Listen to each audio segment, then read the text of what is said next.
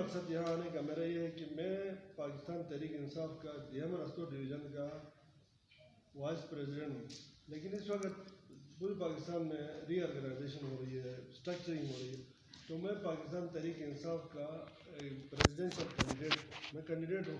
میرا حق بنتا ہے کہ میں اپنے آپ کو پیش کروں۔ میں یہاں پہ اپنے پارٹی والوں سے مل کے میں بھی ان کے ایشوز بھی جاننا چاہتا ہوں، اور میں آگے کیا کروں گا وہ بھی بتانا چاہتا ہوں، کیونکہ وفاق میں ہمیشہ تقریباً یہ ہوتا ہے، باقی پارٹیوں میں بھی، کہ جی فلاں پریزیڈنٹ ہو گیا، ادھر سے ایک آڈر آ گیا، ہم نے اس کو ایکسیپٹ کرنا۔ میری عمران خان سے اور اسد عمر ہمارے جنرل سیکرٹری ہے، ان سے اور باقی پارٹی کے ہائر اپ سے، پروونشل ہے جتنے، سب کو میری گزارش ہے کہ تھوڑا سا اس پروسیس کو جمہوری بنائیں، مطلب ڈیموکریٹک رکھے، ایٹوکریٹک نہ رکھے، پک اینڈ چوز نہ کریں۔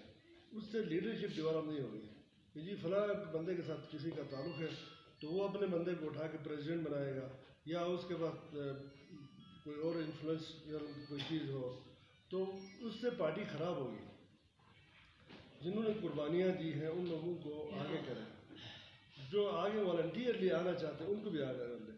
کل کسی کو اٹھا کے آپ لوگ رکھیں گے تو وہ کہے گا جی میں تو نہیں بننا چاہتا تھا، آپ لوگوں نے مجھے بنایا۔ میں والنٹیئرلی آگے آیا ہوں۔ میں چاہتا ہوں کہ میں اپنی پارٹی کو ایک ادارہ بناؤں، پارٹی کی مینیفیسٹو پہ عمل کریں، اور ویسے بھی ہمارے مینیفیسٹو میں یہ ہے کہ ایگزیکٹو جو ہمارے جو پارٹی کے جو لوگ ہیں اس وقت منسٹرز ہیں، پورٹ فولیو رکھتے ہیں، گورنمنٹ کا حصہ ہے، وہ ہماری پارٹی کے عہدے نہیں لے سکتے، اور یہ ہونا بھی نہیں چاہیے، کیونکہ ظاہر ہے ایک عام کارکن سے کسی منسٹر کو زیادہ پریفر کریں گے تو وہ منسٹر کے بعد ڈبل چارج ہوگا، تو وہ کام نہیں کر سکتا، ادھر پارٹی بھی چلانی ہے ادھر حکومت بھی چلانی ہے۔ تو یہ ایک اچھا چیک اینڈ بیلنس ہے کہ پارٹی الگ رن کرے اور ایک دوسرے کے اوپر چیک اینڈ بیلنس ہے، اور جو ایگزیکٹو باڈی میں ہمارے جو لوگ ہیں اپ سے ڈاؤن تک سارے وہ الگ رہیں، اور کمپٹیشن کروا لیں کہ جی ووٹنگ کروانا ہے یا رائے لینا ہے تو کارکنوں کی رائے لیں۔ اب ہماری پارٹی کے اندر جب ہم 2015 میں نے الیکشن لڑا تو اس وقت ہمارے پاس کینڈیڈیٹ نہیں ملتے تھے وہ الیکشن کے لیے، لیکن جب پارٹی وفاق میں حکومت میں آئی تو ساروں نے ادھر چھلانگیں ماری، سارے موسمی پرندے اڑ کے ہمارے پاس آئے، اور اس کا ان کو ٹکٹ بھی ملے، ان کو مراد بھی ملی، ان کو ہارنے کے باوجود بھی چیزیں ملی، تو کارکنوں میں مطلب مایوسی پھیل گئی۔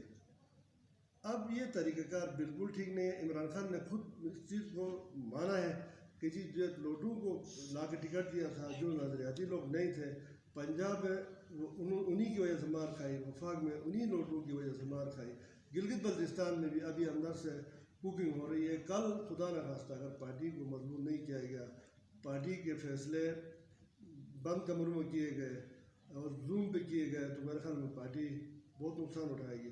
ہم نے پارٹی کے لیے قربانی دی ہے۔ میں 2015 میں شامل ہوا تھا، 2015 میں شامل ہونے کے بعد پھر میں نے الیکشن لڑا، میرے اوپر FIR ہوئے، ATA ہوئے، فائرنگ ہوئی، میرے لوگوں نے، میرے کارکنوں نے سفر کیا، ہم 5 سال سفر کرتے رہے۔ 2020 کا الیکشن آیا تو میں کینڈیڈیٹ تھا، اس کے باوجود جو اٹھا کے ایک موسمی پرندے کو ٹکٹ دیا گیا، وہ ہار گیا، ہارنے کے بعد بھی اس کو نوازا گیا۔ یہ پارٹی کے جو ایکچوئل ورکر ہے اس کے ساتھ زیادتی ہے۔ پھر بھی ہم نے کہا چلو پارٹی نے فیصلہ کیا تو میں بالکل خاموش رہا۔ داریل جیسے ٹرائبل ایریا میں نے یہ ضد نہیں کی کہ جی میں نے الیکشن لڑنا ہی لڑنا، لڑتا تو دونوں ہارتے، زیادہ چانس تھا، لیکن میں نے کہا کہ پارٹی نے فیصلہ کیا تو اس کو میں نے چھوڑ دیا، لیکن وہ پھر بھی ہار گیا، تو وہ پارٹی کا فیصلہ تھا۔ پھر بھی ابھی تک ہم خاموش رہے، لیکن باہر سے آنے والے، حکومت میں آنے والے لوگوں کو میرا یہ پیغام ہے کہ جو کچھ آزاد ہمارے ساتھ شامل ہوئے حکومت میں ہے، لیکن کارکنوں کو وہ جو اہمیت دینی چاہیے تھی وہ نہیں دے رہے، اور ابھی یہ کوآرڈینیٹرز اور یہ اسپیشل اسسٹنٹس وغیرہ میں بھی کارکنوں کو جنہوں نے قربانیاں دی ان کو بہت زیادہ تحفظات ہیں۔ وہ کہتے ہیں کہ جی میرٹ کا خیال نہیں رکھا گیا، یہاں پہ بھی پک اینڈ چوز کیا گیا، سفارش چلی، اپنا لائک ڈس لائک چلا، یہ سلسلہ آگے رہا۔ تو ہم تو PTI کو باہر سے سعودی عرب سے میں چھوڑ کے اس لیے آیا تھا کہ میں کنٹریبیوٹ کروں اس کے نظریے پہ، عمران خان کے نظریے پہ چلوں۔ میں ابھی تک کھڑا ہوں، لیکن مجھے دیوار سے لگائیں گے، ہر وقت دیوار سے لگائیں گے تو پھر میں بھی انسان ہوں، آخر میں بھی ڈسارٹ ہو جاؤں گا، تو مجھے بھی پھر مایوسی ہوگی۔ اور اسی طرح مجھے ایک کو نہیں، بہت سارے کارکنوں کو یہ جگہ جگہ یہ ہر شہر میں 4 5 دفتر بنے ہوئے. اس کا مقصد یہ ہے کہ اندر کوئی انریسٹ ہے اور لوگ مایوس ہیں. تو میری اس وقت کی جو حکومت کے جو ذمہ داران ہیں ان سے بھی گزارش ہے کہ تھوڑا سا خدا رہا پارٹی کے اوپر نظر رکھے. مسائل بہت سارے ہیں. اب میں کل روندو سے آ رہا تھا تو روندو میں بیچارے زلزلہ آیا, دسمبر میں زلزلہ آیا, ابھی تک ان کا مسئلہ حل نہیں ہوا. ان کو پینے کا پانی نہیں, ان کے کھیت سوکھے, ان کے درخت سوکھ گئے, ان کے گھر گر گئے, ان کے پاس 1 توڑا آٹا دیا گیا, 1 ٹین دیا گیا. تو میں تنقید نہیں کر رہا ہوں حکومت والے, میں ان کو انفارم کر رہا ہوں کہ آپ لوگ آ کے خود دیکھ لو. کل وہ لوگ جو پی ٹی آئی کو ووٹ دے رہے ہیں وہ بیچارے سوچ رہے ہیں کہ جی ہمارے ساتھ یہ ظلم ہوا. تو یہ نہیں ہونا چاہیے. اس طرح ہو کہ جی سارے لوگ پارٹی کو سپورٹ کریں, پارٹی کے ساتھ چلیں. تو کوئی سوال کرنا ہے تو میں کافی میرے خیال میں بھی بات کی. اچھا ڈاکٹر صاحب یہ بتائیے گا کیا آپ کو پاکستان تحریک انصاف کے صوبائی کی صدارت کے کیا امیدوار ہیں؟ کیا اس سلسلے میں جو ہے نا آپ کے ساتھ, جیسے ابھی آپ نے کہا کہ آپ کو دیوار سے لگایا جا رہا ہے, کیا آپ کو جو ہے نا صدر بنانے کی راہ میں کوئی رکاوٹ بھی ہے؟ کیا رکاوٹ ہے تو مقامی سطح پر ہے یا وفاقی سطح پر ہے؟ دیکھیں میں میرٹ پہ دیکھیں تو میں سب سے زیادہ میرٹ پہ پی ٹی آئی کے اندر واحد میں ہوں جس نے جیلیں کھائی ہیں, جس نے تکلیفیں اٹھائی ہیں. 5 سال میں جیلیں اور کورٹ کچہری میں پھرتا رہا ہوں. میں عمران خان کے ویژن پہ, میں نے پارٹی کے لیے پارٹی کے ڈیسیجن کو آن کیا, میں نے پارٹی پالیسی کو وائلیٹ نہیں کیا. تو اب میرا حق بنتا ہے کہ میں خود کینڈیڈیٹ ہوں, یہاں کسی نے مجھے پوچھ کر کیا, میں نے پریٹ کر کے نہیں لایا. جو رکاوٹ ہے وہی لوگ ہیں جو اقتدار کے یا انفرادی مفادات کے پجاری ہیں. ان کو چاہے کہ اپنا کام کریں جو ان کے لیے سمیٹ بتایا گیا. اب جو میرے راستے میں رکاوٹ وہ ہے, خواہشات ہیں. جو لوگ ایلیجیبل نہیں ہیں, وہ لوگ پارٹی کے نظریاتی لوگ نہیں ہیں لیکن وہ بننا چاہتے ہیں, جی پارٹی کے صدر بننا چاہتے ہیں یا عہدہ لینا چاہتے ہیں. تو سب سے بڑی رکاوٹ وہ ہے. اور وہ لوگ, میں اگر پارٹی کے اندر آ کے پارٹی کے ورکرز مجھے پسند نہ کرے تو میں ان کر کے بیٹھوں گا, لیکن اگر ان کو پک اینڈ چوز کیا گیا اسلام آباد سے تو میں جتنا ہو سکتا ہے میں مزاحمت کروں گا. مجبور ہو گیا تو سائڈ پہ ہو کے بیٹھ جاؤں گا. اچھا ڈاکٹر صاحب, آپ کی ملاقات ہوئی قمر زمان قاہرہ صاحب سے, اس ملاقات کو لے کے اپوزیشن کی طرف سے دعویٰ کیا جا رہا ہے کہ آپ کی بیٹی جو کہ رکن اسمبلی ہے سوریہ زمان صاحبہ, ان کو ووٹ دے رہی ہے, مطلب وزیر اعلیٰ کے خلاف ووٹ دے رہی ہے اور اپوزیشن کے امیدوار کو ووٹ دے رہی ہے.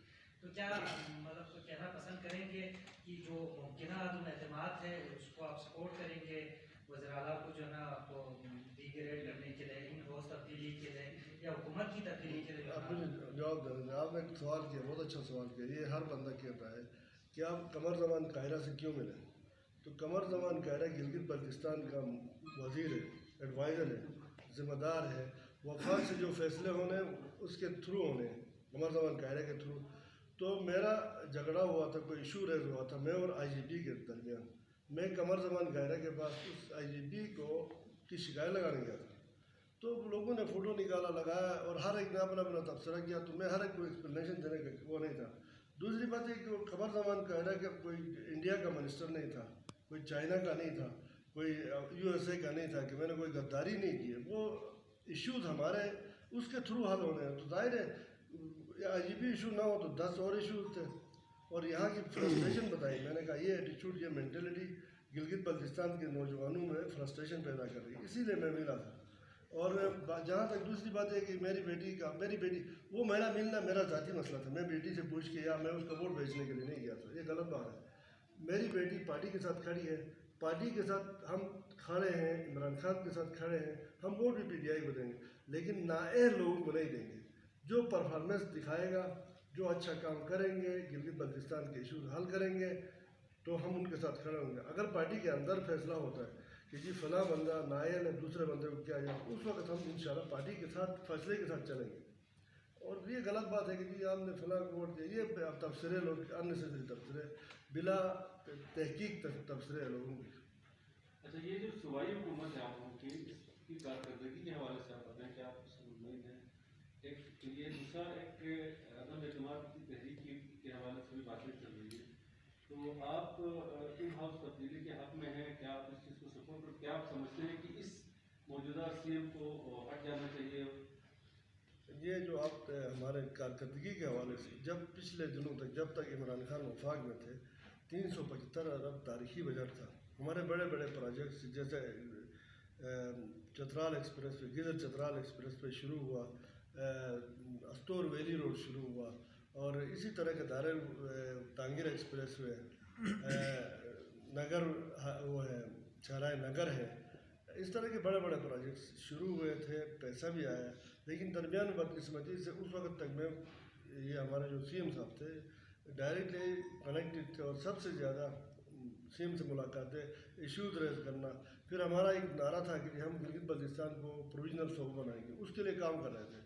तो ज़्यादातर वो इस्लामाबाद में रहते लोगों को बहुत एतराज़ था, लेकिन हमारा फंड, हमारा इश्यूज़ रिलेटेड थे इस्लामाबाद से, तो हम इनकार नहीं कर सकते। तब तक ठीक था, लेकिन अब जाहिर है अब हर बंदे की ख्वाहिश है कि इमरान खान का उधर इस्लामाबाद में थोड़ा सा डिस्टर्बेंस आने के बाद हर बंदा वज़ीर आला बनना चाहता है। हर बंदा चाहता है कि जी मैं मेहमान लाऊँ। हमारी पार्टी के अंदर भी बहुत सारे कैंडिडेट हैं कि जी मैं वज़ीर आला बनूँ, और अपोजिशन तो होनी PDM की। हम अपोजिशन को सपोर्ट नहीं करेंगे, लेकिन अगर पार्टी ने फैसला किया है कि ये बंदा ठीक काम नहीं कर रहा है, इसके लिए भी है।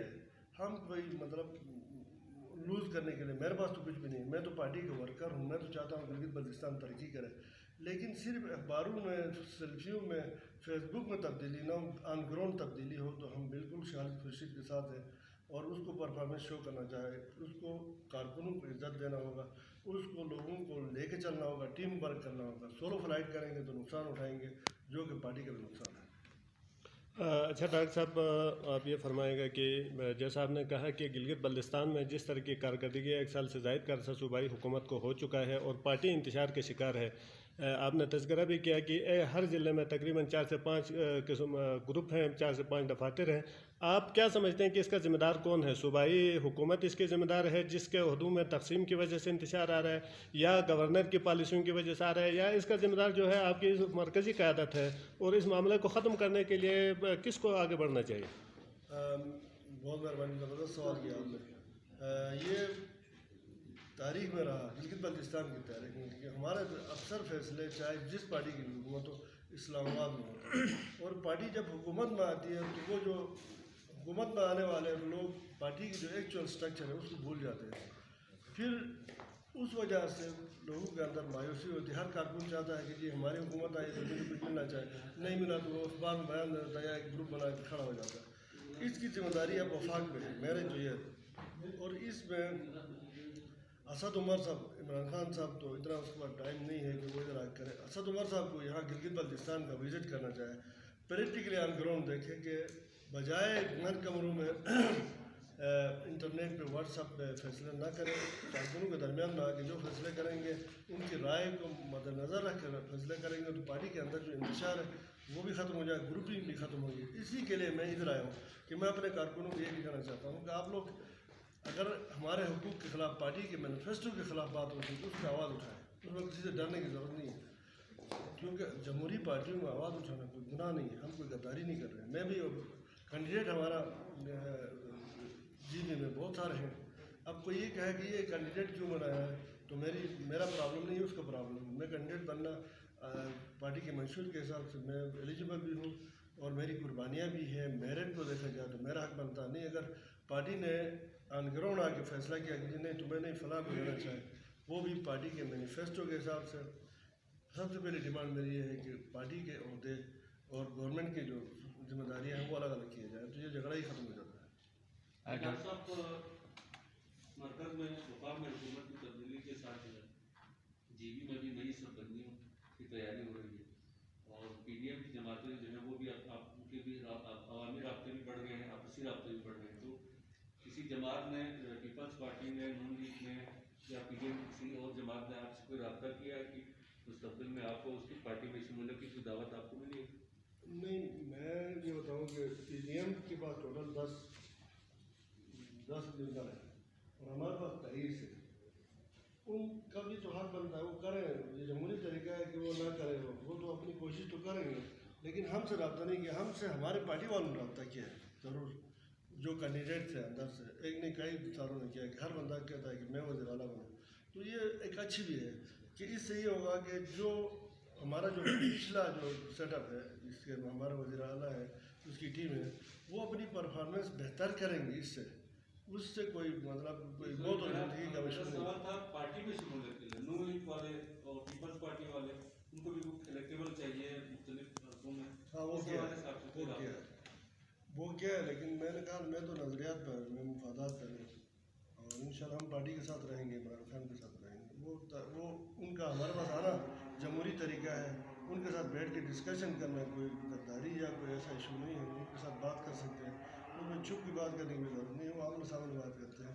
اور ان کو پہلے آزما چکے ہیں، ہم پیپل پارٹی کو بھی آزما چکے ہیں، ان کو بھی آزما چکے ہیں. ابھی ہمیں ٹائم دیتے 5 سال پورا ہو گئے، اس کے بعد پھر آگے جو آتا ہے. ڈاکٹر صاحب آپ نے وہ تعلیم کی بات کی نا، ابھی 5واں مہینے ختم ہو رہا ہے.